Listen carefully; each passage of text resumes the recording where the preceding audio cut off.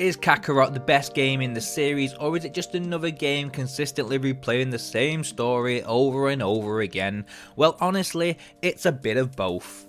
The best game in the series isn't really something anyone can say about this game Kakarot, because it brings a completely different approach. Of course, this is a Dragon Ball Z game where quick combat is a given, but the way this game retells the beautiful story that we know and love is so unique compared to all of the others in the past. The beautiful free roam elements and beautiful scenery to explore is what really makes this game stand out from the rest. Just before the main story, with the usual Saiyan saga where Raditz comes to Earth to recruit Goku, also known as Kakarot, the gameplay actually starts with Goku and his son going home in the forest, so the player can be thrown into the beautiful free roam elements of this game. This serves as a basic tutorial for the exploration stuff such as hunting and catching fish, and also showing you what you can actually do with some supplies. Personally, for me, when anime games have this whole free roaming, it is usually boring and tedious, and it's just a way to progress to the next fight.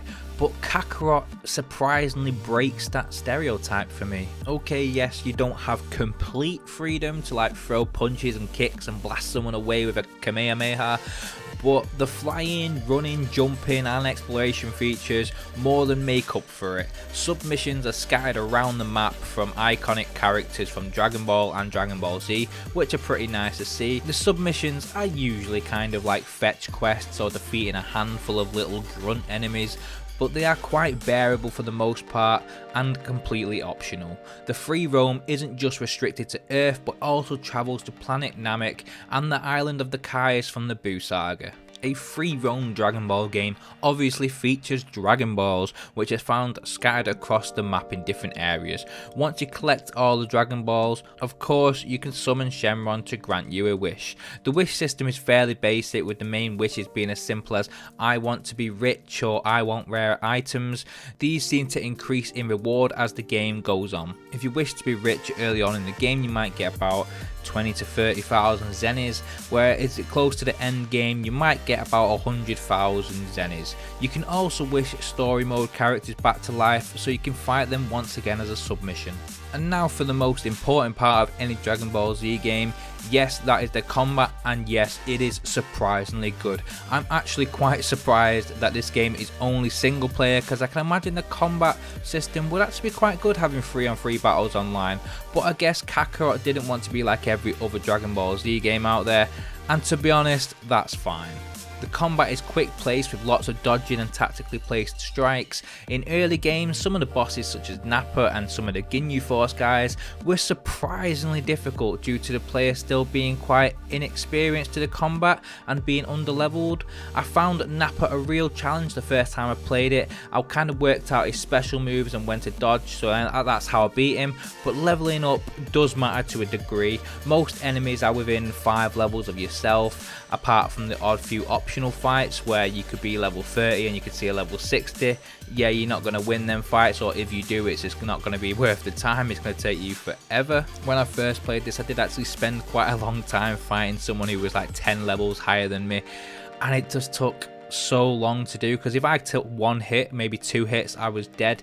And when I finally beat it, because it was a submission, I got very little XP from it anyway, so that was not worth it in the slightest. You may as well wait till you have the right tools for the job. I actually found it quite strange that once the combat is kind of mastered, it becomes really hard to not get the highest rank. So much so that to some degree I was feeling ashamed when I got a rank A rather than an S, which, to be honest, an A is supposed to be quite good. Figuring out the combat system properly does make the game quite easier, especially when every now and again Korin provides you with free senzu beans where you go to his tower and you collect him, but most of the time I had about 10 in my arsenal at all times. When you pop a senzu bean in the middle of battle, your character goes back to pretty much full HP again, and you can still end up getting an S. It just depends on your combo combinations. As you are fully aware, this game is called Kakarot, but that doesn't mean you play as just Goku. In fact, this game should be called Gohan, because you actually spend more time playing as him. Honestly, I'm not even joking, by the time I completed the game, Gohan was 2 levels higher than Goku, with Vegeta coming in a close third. There are a few more characters to play as, but most of the time you are playing as the 3 main Saiyans. Some fusion characters such as Gotenks and Vegito are super cool to play as, but it seems a little weird that Vegito has his own unique movesets and special moves, which yes, it's really cool, but you only actually get to use that for 1 fight, maybe 2. I mean, it's cool, but it seems like such a waste of the developer's time to do that. I don't know why. Maybe there's more side missions I'm missing where you can play as them, but I've got all the achievements on this game and I've only played as him once from what I can remember. This game came out early 2020 and we are now close to mid 2024, and DLCs keep popping up out of nowhere. It is insane the amount of love this game is getting.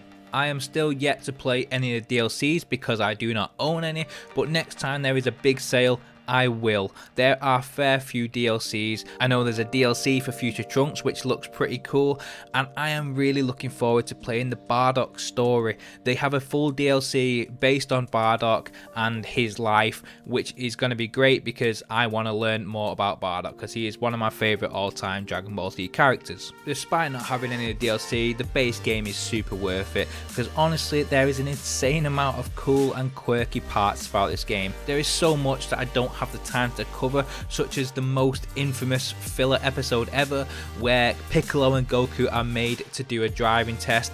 Yes, that is in the game and you can drive. It's such a niche little thing to add in and it's really cool for a Dragon Ball Z game to see. With all the resources you can collect throughout the game, you can go to Chi-Chi where she can cook these meals for you, and you can have a temporary boost in stats or you can have a permanent boost in stats. Some items even give you both a temporary and a permanent boost in stats, which is something you need to know for this game because it really does help. And there is so much great dialogue from random little submissions that you can find scattered around the map from people that we know and love from the Dragon Ball and Dragon Ball Z series. There's just so many little cameo characters in this. It is really good. Well, this is a review, so I'm going to wrap up the review and I'm going to give you my conclusion. I'm going to give this game a 7.5 out of 10. You might not think 7.5 is high, but honestly it is brilliant for an anime game in my books.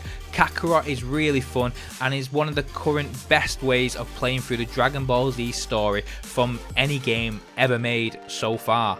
Having this game being completely single player and not having the ability to play some of the iconic characters in Arena that have unique movesets anyway, such as Raditz, seems like a bit of a wasted opportunity. Like, they've made moves for these characters, they've given their own unique fighting style, but you can't play as them, you can only fight against them, which is a bit of a shame. The exploration is absolutely beautiful, but being chased by loads of little annoying minions every 5 seconds to me feels like you are trapped in a cave on a Pokemon game fighting off Zubats and Geodudes. If you have the itch to play the Dragon Ball Z story for yourself without having to watch nearly 300 episodes, Kakarot is the best way for it. This game is brilliant at storytelling and the combat is really fun. Now, if you want to see more reviews with me, be sure to check out my channel with a like and subscribe. Don't forget to hit that bell if you want to get notified for my latest videos. But I do reviews quite often, and if there's any games you want me to review, let me know what games you want, leave them in the comments below. I'm contemplating reviewing some of the DLCs for this game, so if you would like to see that, please let me know below. If this video does well enough, then yeah, I will do that. But for making it to the end of this video, I want to say thank you very much for supporting this channel, and it's Mark from Modern Tech. Thanks for watching. What the hell is he smiling about? He never ceases to piss me off.